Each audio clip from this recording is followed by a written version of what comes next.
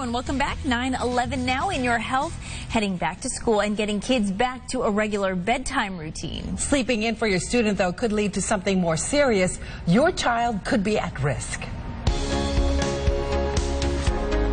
Getting pushed back, trying to get your student out of bed, missed the school bus, falling asleep in class. Signs when school starts, your child could have delayed sleep phase syndrome, DSPS. You can get the body up, but the mind isn't awake and it's not alert.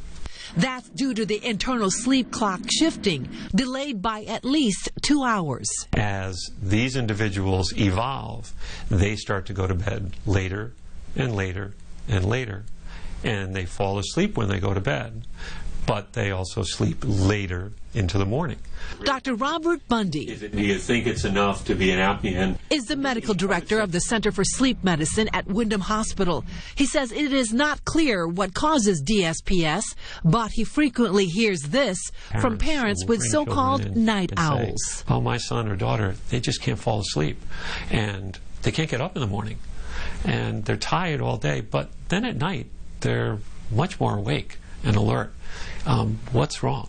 Dr. Bundy says a lax so sleep-wake pattern when school is out makes things worse. So if you went from one that you normally go to sleep at 10, and in the summer months you went to sleep at 12, not too bad. You know, that's 2 hours. You could struggle and do it.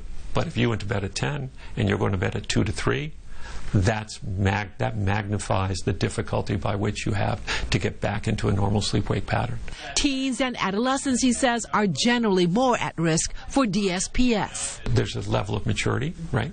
You know, we're talking here as adults trying to figure out what the best approach is because we're concerned and we want to do it. Whereas when you're younger, you're invulnerable. I can do this, and I'll be okay. Treatment? So I think there is no pill. I mean, there's nothing. There's no quick fix. Dr. Bundy prescribes two potential solutions.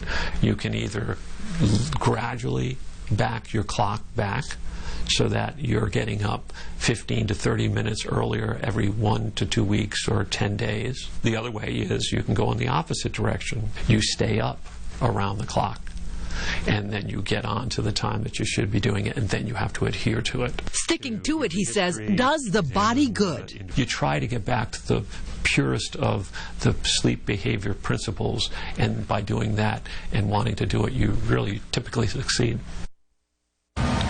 Dr. Bundy says bright light therapy can also help, as well as the supplement melatonin. The best thing a parent can do, though, is to try to keep a child on a normal sleep pattern as much as possible throughout the year. Challenging, though, he says, because of the digital world in which we live. It is the last weekend before most teachers and students head back to the classroom. So we're stretching your dollar this Freebie Friday with some back-to-school freebies, starting with today, actually.